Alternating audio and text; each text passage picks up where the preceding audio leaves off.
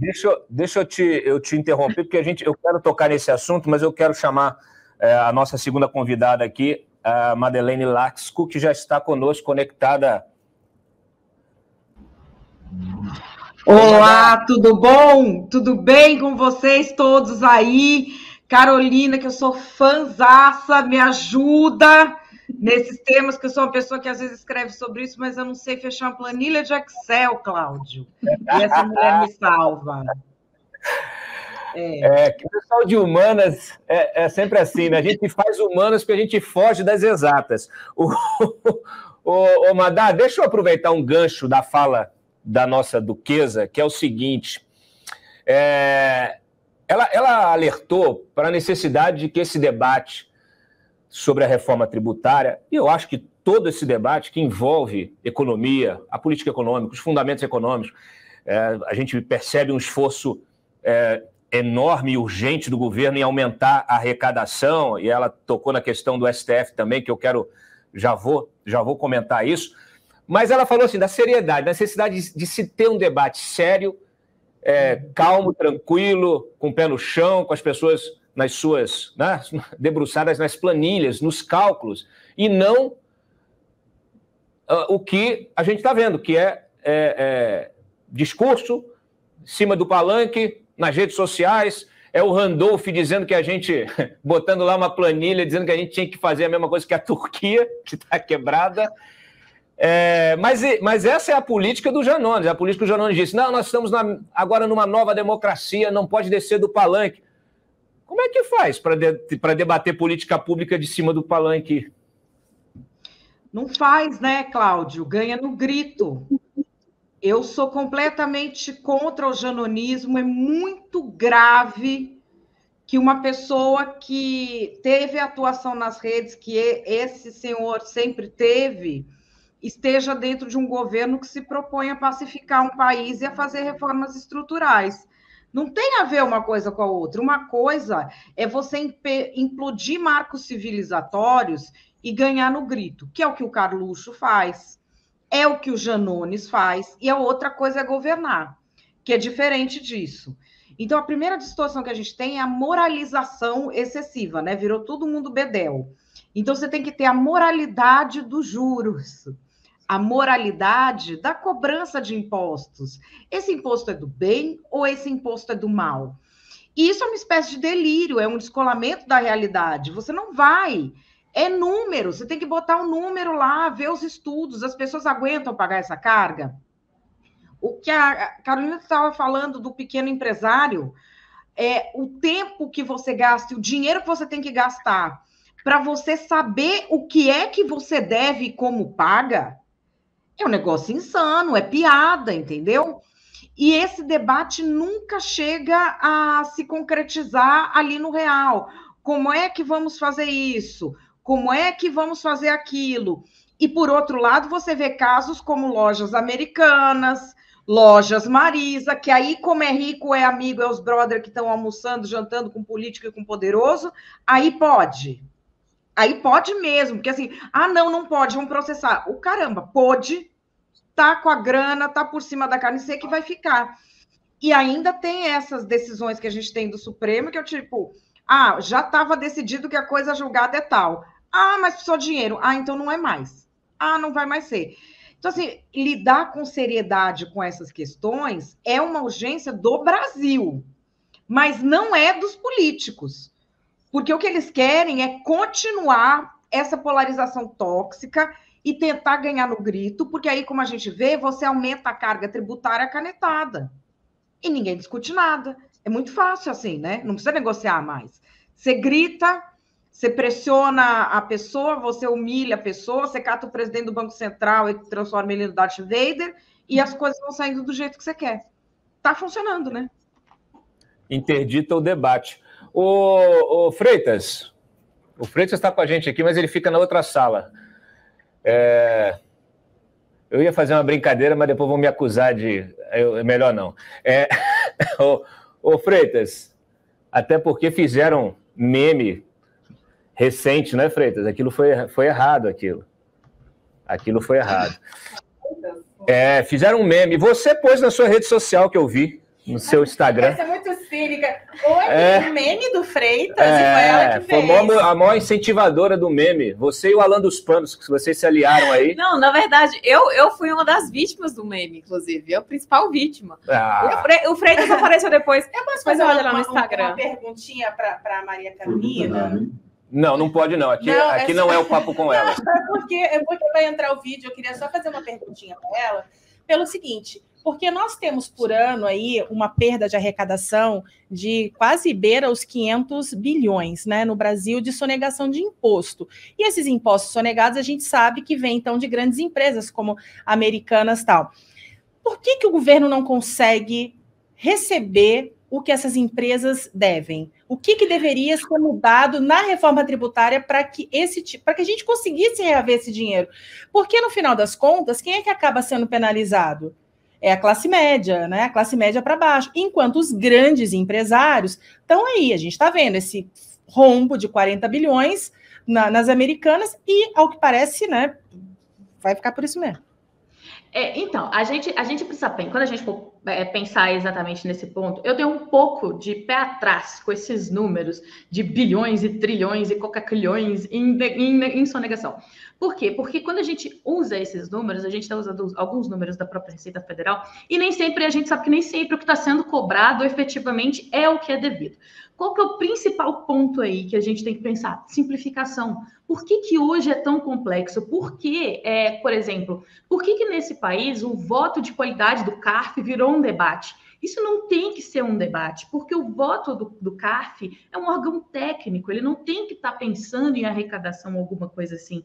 É simples, é técnico, é sim ou não. O problema é que o CARF tem que decidir se barrinha de cereal é chocolate ou se barrinha de cereal é cereal. Ele tem que decidir se Crocs é sapato, se Crocs é sandália. Então, tudo aqui no Brasil, a gente é tão complexo que a gente precisa, assim, ir lá na instância máxima administrativa para saber o que é. Então, assim, o que a gente precisa pensar nessa reforma é não cometer esses mesmos erros.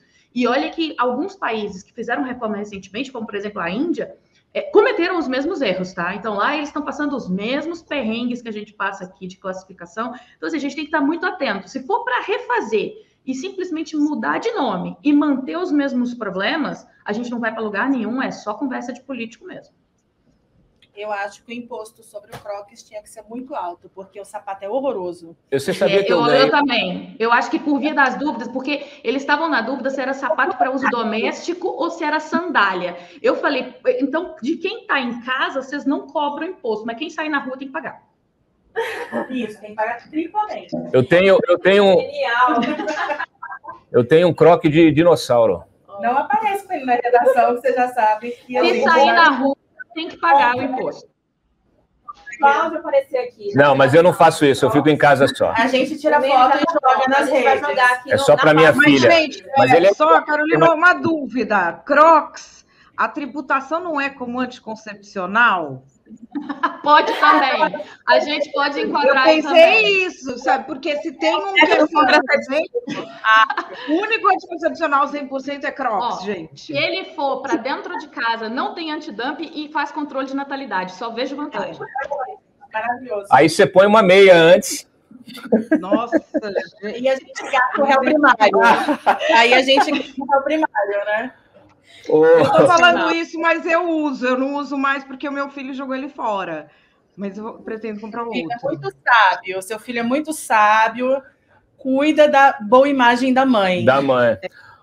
Deixa eu aproveitar, então, a introdução do tema. Põe na tela a matéria do STF de ontem, Freitas, que decidiu uma decisão aí bastante polêmica. Ela ainda está sendo digerida aí pelo mercado, autorizando rever decisão tributária transitada em julgado. Olha, o que vai acontecer, né? Quem tiver dívida aí em discussão na Justiça desde 2007, é isso mesmo, tá mal posicionado. Inclusive hoje, de ontem para hoje, várias grandes empresas já tiveram de mexer ali no seu balanço, fizeram comunicação de fato relevante. Aí tem a matéria que a gente publicou mais cedo, Freitas, do Guilherme, pode botar na matéria que traz já, inclusive, com projeções de prejuízo aí para ser compensado. Tá aí, tá na mão? Porque eu vou colocar a matéria do Guilherme e depois vou pedir aqui a imagem, a fala do ministro Barroso. Está naqueles links. Conseguiu aí? Não? É o que dá, não tem pauta aí, ó. Quer que eu pegue para você? Não? Só um instante. A voz aí. Decisão traz insegurança jurídica e empresas projetam perdas. Pode baixar um pouquinho, por gentileza? Bom, tá aí, olha. A decisão de garantir a anulação de uma decisão tributária definitiva tomada ontem, ou melhor, anteontem, no caso, pode aumentar a insegurança jurídica. Nós ouvimos alguns especialistas que reafirmaram isso. E lá embaixo, pode passar direto lá para baixo, que tem ali já, olha, o Grupo Pão de Açúcar, ele já projetou 290 milhões em prejuízos em função dessa decisão, mas embaixo também tem uma outra empresa que se manifestou. Pode baixar um pouquinho? Olha aí, a Embraer, 1 bilhão 160 milhões por ano, tá? O impacto dessa decisão do Supremo. Aí o ministro Barroso, que é relator de uma das ações, foram 2 ações julgadas, 2 recursos, ele foi questionado naturalmente e saiu-se da seguinte maneira. Solta o vídeo. Então, o que o Supremo entendeu é que nos casos em que seja um tributo que eu chamei de instantâneo, se você conseguiu uma decisão para não pagá-lo, você tem esse direito para sempre. No caso das relações de trato continuado, se você tiver obtido uma decisão favorável ao não pagamento que transitou em julgado, ela vigora. Mas se o Supremo Tribunal Federal decidir que aquela lei que foi considerada, por exemplo, inconstitucional e permitiu você não pagar o tributo, que ela é constitucional, a partir da decisão do Supremo, você não está mais protegido pela coisa julgada, porque aquela é uma relação que se renova ano a ano e o direito mudou. E isso é importante porque se você não faz valer aquela incidência tributária sobre todos os atores do mercado, o sujeito que tiver obtido uma coisa julgada antiga tem uma vantagem competitiva, você cria uma desigualdade tributária. Então, o que nós fizemos ontem foi dizer, quando o Supremo decide que um tributo é devido, a partir daquele momento todo mundo tem que pagar. Então, a coisa julgada protegeu aquele contribuinte da decisão que o favoreceu até a decisão do Supremo Tribunal Federal. Foi isso que nós decidimos. Essa foi a questão unânime. A questão que gerou maior discussão foi saber se o tributo, que naquele caso era a contribuição social sobre o lucro líquido, se ele deveria ser devido a partir de 2007, que foi quando o Supremo disse que ele era devido, ou a partir da decisão de agora. Mas a partir de 2007, ninguém mais tinha dúvida de que aquele tributo era devido e que a coisa julgada não protege as relações de trato continuado, porque elas se resolvem ano a ano. E se você permite que um contribuinte não pague, você de novo criou uma desigualdade competitiva. De modo que a divergência que houve, básica, essencial, foi saber se a cobrança deveria incidir a partir de agora, dessa decisão, ou se deveria incidir desde 2007, quando o Supremo disse, olha, tem que pagar. De modo que, a partir de 2007, quem não pagou fez uma aposta. As empresas, como regra geral, se eu fosse um empresário, mas as empresas certamente deveriam estar provisionando ou depositando esse dinheiro enquanto não se esclarecia. Quem não se preparou fez uma aposta no escuro, sem rede, sem estar calçado, e aí, enfim, a gente assume os riscos das decisões que toma. Portanto, o Supremo não disse, não cabe modulação nunca. O Supremo disse, nesse caso não cabe. Pode ser que sim ou pode ser que não, que em relação a outro tributo se justifique uma modulação. Mas é que aqui ninguém poderia, na visão que prevaleceu, validamente dizer, mas fui pego de surpresa. Porque em 2007 o Supremo disse que era devido. Por isso que eu disse, é uma aposta. Quem aposta cria a insegurança jurídica, não pode acusar o Supremo.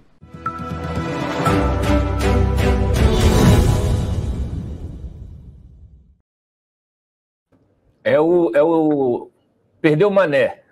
Perdeu o Mané. Mas eu não entendi nada do que ele falou, não. Eu vou passar mal. Mas a Duquesa vai explicar. Cara, eu não entendi. Acho que a Carolina precisa traduzir para nós, porque assim. Carolina, uma planilha Excel para gente. Vou explicar para vocês de um jeito super fácil. Vamos lá, acompanha comigo. É bem fácil. Do seu vídeo vai ser fácil, igual aquele. É fácil. Então vamos lá. O que aconteceu? Algumas empresas tinham ações de 1992, 93, falando que ali, transitado em julgado, sem margem para recurso, que a CSLL era inconstitucional, então eles não pagaram esse tributo. Só que tudo no Brasil demora muito. Então, até chegar no STF, foi lá em 2007. Quando chegou no STF em 2007, o que o STF fez? O STF falou assim, não, é constitucional sim. Só que essas empresas já estavam com uma decisão na mão sem caber recurso, estava ali bonitinho, estava ali, aí virou outra briga. Essa decisão que eu tenho, que foi o que o ministro estava explicando, ela quebra automático a partir do momento que o STF decide contra o que eu tenho? Aí foi essa discussão. Existe essa quebra automática? Então a gente perdeu de 11-0 para quem achava que o 7-1 era o pior que podia acontecer. A gente perdeu aí por unanimidade. E aí sim, eles entenderam que existe essa quebra. E aí, a partir de 2007, então, é como se eu tivesse perdido a minha decisão. Minha decisão rasgou, não vale mais nada. Agora, o ponto principal é a questão da modulação. Modulação é falar a partir de quando isso vai valer. O que ele estava tentando explicar é o seguinte, ele disse que quem estava desde 2007, se você sabe que o STF declarou aquilo ali como constitucional, ele achou que você tem que fazer uma provisão, que você tinha que separar aquele dinheiro para poder pagar, porque ele imaginou que você soubesse que uma hora ou outra esse entendimento ia mudar. O ponto principal aqui não existe uma provisão, você fazer uma provisão, você separar um dinheiro para um caso que você tem uma decisão transitada em julgado, tá lá, inciso 36 do artigo 5º. Então, enquanto estiver valendo aquele livrinho, tá tudo ok. E aí foi a discussão. Alguns ministros tiveram a ideia de modular a partir deste julgamento, o que para mim seria o mais lógico, porque mudou-se o entendimento, muda daqui para frente. Então, e isso a gente viu em modulação várias vezes. O que eles decidiram foi que não existe modulação nesse caso. Então, essa provisão que vocês viram das outras empresas, um BI, da Embraer, dos 90 milhões do GPA, são justamente para cobrir esse período de quando a Receita está cobrando deles, desde 2007. Alguns têm prejuízo, por isso que o valor vai ser menor do que o outro, mas enfim... desde então vai ter que pagar. Então eu falei nas redes sociais que é o famoso, a gente criou uma regra DeLorean no tributário, o de volta para o futuro, é o imposto que vem do futuro para ferrar seu passado, entendeu? Então ele entra lá na DeLorean, vem com o carro e chega ali e fala assim, não, agora você... Ou então o imposto exterminador do futuro, né, que chega para matar o passado. Então assim, é um absurdo tão grande, que eu acho assim, a gente, enquanto contribuintes, quando a gente ganha uma ação no STF, enquanto contribuintes, sempre existe a modulação. Vocês devem ter ouvido falar disso várias vezes. Não pode, porque vai quebrar o Estado. Então, pode a partir de agora. É inconstitucional, mas é inconstitucional a partir de hoje para frente. Para trás, vamos esquecer. Para trás, não vamos pensar. Então, sempre foi feito isso. Agora, quando é com o contribuinte, ele assumiu o risco. E eu acho engraçado... porque essa declaração eu vi, me mandaram antes do almoço, eu falei, não vou ver antes, vou ver depois, vi agora, inclusive. Com relação ao ICMS na base da COFINS, que foi a tese do século, os contribuintes estavam vencendo, agora eu não me lembro se era 2006 ou 2007, a gente estava vencendo por 6, já tínhamos conseguido maioria, e o governo fez uma manobra, trocou o tipo de ação e o julgamento recomeçou. É engraçado que nesse caso não foi uma aposta, né? É uma aposta só quando é o contribuinte. Nesse caso, não foi uma aposta. Nesse caso, a modulação foi só de 2012 a 2017. Legal, não tem problema. Aí, a questão toda que eu fico pensando é isso. É aposta só quando é com a gente?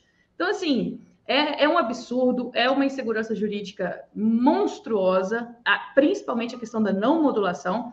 E é engraçado também a gente pensar que fala, senão a gente vai ter um problema econômico, né? Você vai ter uma falta de isonomia econômica. Mas isso acontece quando eles modulam. Porque se eu entrei com uma ação judicial e aí eles modulam os efeitos da decisão, se o meu concorrente não entrou, eu não vou ter o imposto, o meu concorrente vai. Então, qual que é a preocupação com isonomia do STF quando isso acontece?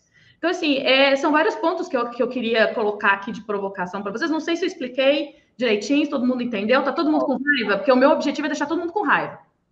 A gente está com cara tipo, né? Mesmo imposto de renda. De Nazaré. A gente está com a cara da Nazaré, fazendo conta aqui. Olhando assim. O meu objetivo é sempre deixar com raiva. O que é bacana é você ter uma decisão como essa, né?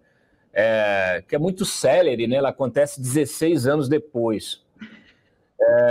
É como, mal comparando, o que fizeram com a Lava Jato, no caso lá do próprio Lula, que você tem uma decisão que define a competência da 13ª Vara e você resolve rever essa decisão 5 anos depois. Quer dizer, não é justo, né? Não é justo, né? Então, assim, temas tão primordiais, temas que envolvem de forma tão brutal a sociedade, eles merecem prioridade, eles merecem ser apreciados com urgência, com a celeridade que a justiça precisa ter, porque senão não é justiça. Ou acontece esse tipo de injustiça, porque agora você tem, e é uma coincidência, né, Carolina, Madeleine e todo o time aqui, eu fico me perguntando se é uma coincidência que isso aconteça, essa decisão, esse julgamento seja pautado de cara, né, logo que se voltou do recesso do judiciário, nesse início do governo Lula, que tem essa sanha arrecadatória, né? A gente estava comentando isso ainda há pouco, essa necessidade de colocar a mão no bolso dos empresários para poder sustentar promessas que foram feitas na campanha e reconfirmadas na transição, promessas que desconsideram a realidade. Então, eu acho que eles estão utilizando de todos os recursos necessários. Eu não sei se houve algum tipo, a gente não tem a informação, a gente está atrás de saber se quem colocou esse jabuti em cima dessa árvore, quer dizer, quem se movimentou nos bastidores para colocar esse tema em julgamento agora, porque não é possível que seja uma coincidência. Isso vem dentro de um debate mais amplo, né? O governo também quer o retorno do voto de qualidade do CARF, que é para justamente você beneficiar a Receita, né? Numa decisão que seja equânime ali no tribunal do CARF, ali, nos conselhos do CARF, que é onde se debate esses recursos administrativos tributários, essas autuações, as multas que são aplicadas aos empresários,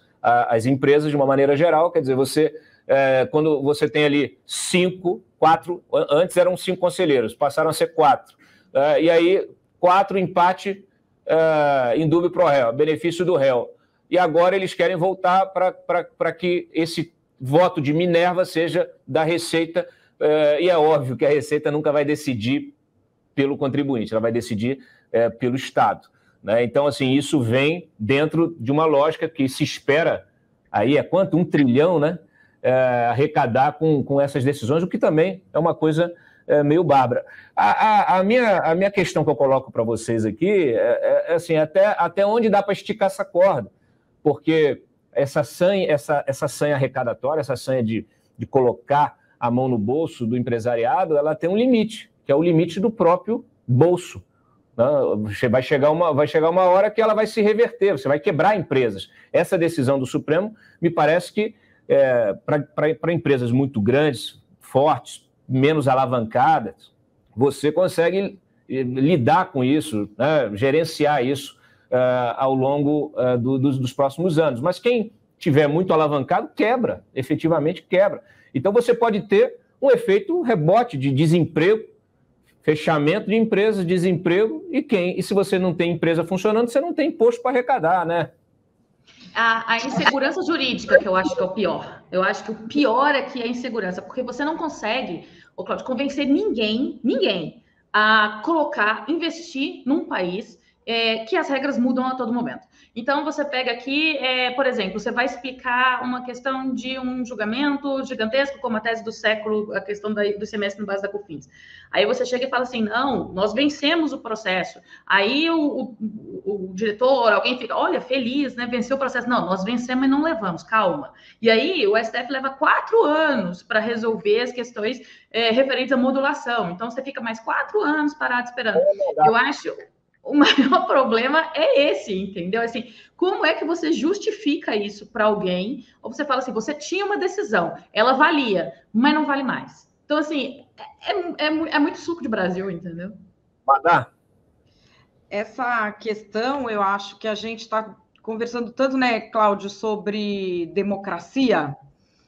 Não existe nada pior para a democracia do que o cidadão ter a impressão de que a democracia para ele não chega. E é exatamente disso que a gente está falando. A gente está falando de um descompasso enorme entre quem manda e quem obedece. Eu sei que existem milhões de justificativas técnicas, vocês sabem que eu trabalhei no STF, para que isso demore tanto tempo, para que isso seja decidido assim, para que isso seja decidido assado. Mas o cidadão, ele se sente sistematicamente injustiçado por uma razão, porque ele é. Então, você tem esse tipo de decisão agora, aumentou agora salário de deputado, senador, judiciário, Ministério Público, que adora vir dar umas entrevistas babadeiras para nós, aumentou aí os benefícios deles. A gente que ganha de inicial na carreira, 30 contos. 30 contos, ele ganha, ele menino, 6 vezes a média do que uma família brasileira ganha. E ele foi votar um auxílio. Isso... E mais essas decisões, eles podem dizer N coisas, por que foi decidido assim, ter a explicação, por que demorou tantos anos. Não tem como você explicar para alguém que demore mais de um ano fiscal o julgamento de um imposto devido. Não existe isso. Ele tem que ser julgado no ano fiscal. Ponto. Ah, mas acontece isso, aquilo. Tem que reformar o sistema, porque senão a democracia não chega para as pessoas. Essa questão de achar que sempre vai ter uma tecnicalidade e que isso cola, ela está chegando numa exaustão, a gente está tendo um esgarçamento, as pessoas estão deixando de confiar nas instituições e algumas coisas precisam ser resolvidas. Eu sei que os ministros do Supremo, eles têm muita confiança de que com a autoridade deles, eles vão lá e explicam isso. E a explicação pode até ter uma razão técnica. Acontece que ela está erodindo a confiança que as pessoas têm nas instituições. E isso está sendo subestimado, porque são pessoas que vivem encasteladas, são pessoas que se cercam de bajuladores e não percebem o ponto em que as coisas chegam. Quando a gente vê que as pessoas não ligam muito para a democracia, porque elas não sentem isso no dia a dia. Para elas não chega, para as pessoas não chega. Vai você com uma ação sua no judiciário para ver como você é tratado, se a gente é tratado igual esses caras, esses poderosos. Não é. Então, essa que eu acho que é a questão primordial disso. Como é que você vai explicar que os caras estão com a ação desde 90 e pouco, julgou em 2007, só voltou agora, bem quando o Lula assume, está precisando de dinheiro. Como é que você vai explicar isso para as pessoas? Você pode tentar, você não vai conseguir. E eu acho que é diante disso que a gente está agora. É uma questão incendiária que eu não sei nem se o dinheiro que vai ser arrecadado, efetivamente, vai valer a pena.